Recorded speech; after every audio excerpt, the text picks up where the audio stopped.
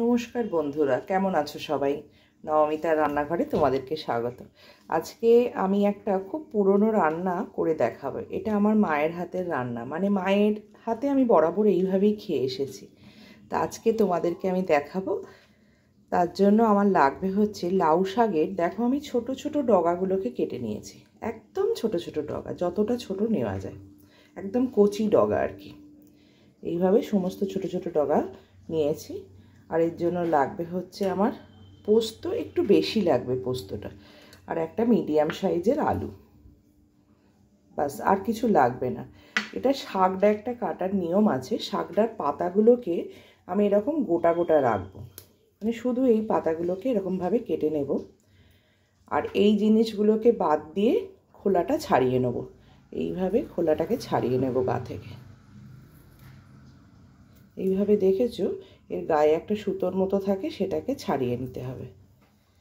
এইভাবে ছাড়িয়ে নিয়ে এইভাবে বাদ দিয়ে দেবো। এগুলো দিয়ে ছোট ছোট এরকম টুকরো করে কেটে নেব। আমি এগুলোকে কেটে নিয়ে তারপর তোমাদেরকে দেখাচ্ছি। দেখো, লাউ শাকটাকে ছোট ছোট করে টুকরো করে কেটে নিয়েছি। আর কয়েকটা পাতাকে আমি কিন্তু গোটা গোটা রেখে দিয়েছি। কচি কচি পাতাগুলোকে আমি গোটা রেখে দিয়েছি। এবার কি করব দেখো, আমার এর সাথে আর পোস্তটাকে আমি কিন্তু খুব শক্তভাবে, মানে একটা টাইট গোলা করে মেখে নিয়েছি। বেশি জল দিইনি, অল্প জল দিয়ে আর পোস্তটার সাথে দুটো লঙ্কা দিয়ে বেটে নিয়েছি। এবার আমাকে কি করতে হবে, এর সাথে আমার আর একটু লাগবে হচ্ছে ভাতের ফ্যান বা মাড়। এই যে আমি ভাত হয়ে যাওয়ার পর সেই মাড়টাকে বা ভাতের ফ্যানটাকে আমি তুলে রেখে দিয়েছিলাম। এবার আমায় কি করতে হবে দেখো, কিছুটা পাতাকে, এই গোটা যে পাতাগুলো আছে সেই পাতাগুলোকে আমি এইভাবে সাজিয়ে নেব। এটা বাড়িতে কিন্তু অনেকেই বানায়, কিন্তু অনেকেই না দেখেছি, শুনেছি যাদের, বেশিরভাগই পোস্তটা কাঁচা এই শাকের সাথে বাটে।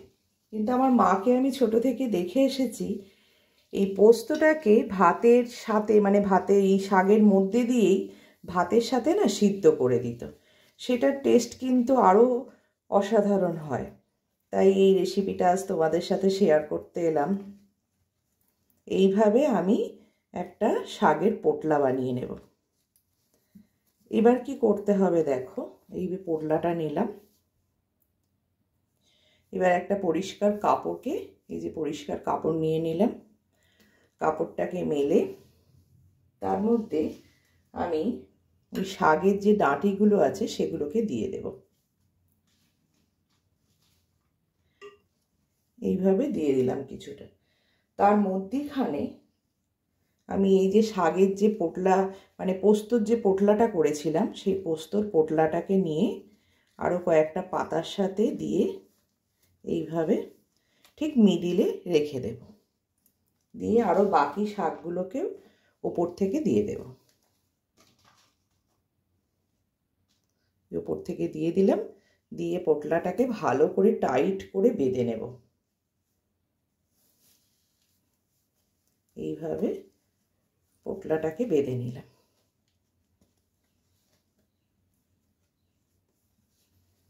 বেঁধে নেওয়ার পর প্রেশার কুকারের মধ্যে আমি ভাতের যে মাড়টা নিয়েছিলাম সেই মাড়ের মধ্যে এটাকে দিয়ে দিলাম, আর যে আলুটা নিয়েছিলাম সেই আলুটাকেও এর মধ্যে দিয়ে দিলাম। দিয়ে মোটামুটি আমি গোটা 3-4 সিটি দিয়ে দেব। দেখো, আমি প্রেশার কুকার থেকে 3টে সিটি দেবার পর এবার এই পটলিটাকে নামিয়ে নিয়েছি। পটলিটাকে কিন্তু তোমাদের বারবার বলছি, খুব শক্ত করে বাঁধবে, না হলে ভেতরে যে পোস্তটা দিয়েছো না, সেই পোস্তটা কিন্তু খুলে যাবে। তোমাদের দেখাই, দেখো ভিতরের পোস্তটা এরকম শক্ত হয়ে গেছে, মানে টাইট হয়েই কিন্তু আছে। প্রচণ্ড গরম।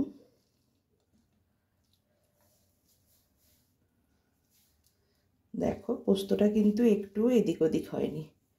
এই যে দেখেছ কত সুন্দর ভিতরে হয়ে আছে। এবার এর মধ্যে দেব হচ্ছে নুন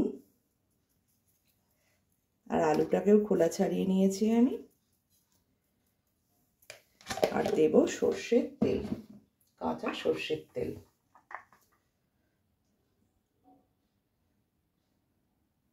বাস, এবার একটু ঠান্ডা হয়ে যাক, সেটাকে আমি মেখে নেব।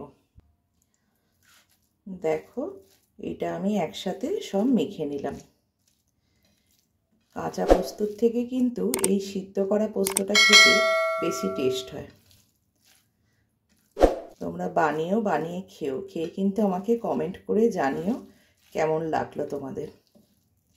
তোমাদের কমেন্টের আশায় কিন্তু আমি থাকবো। প্লিজ তোমরা কমেন্ট করে জানিও। গরম গরম ভাতের সাথে কিন্তু জমে যাবে। লাউ শাক দিয়ে পোস্ত ভাপা। তাহলে সবাই ভালো থেকো, সুস্থ থেকো।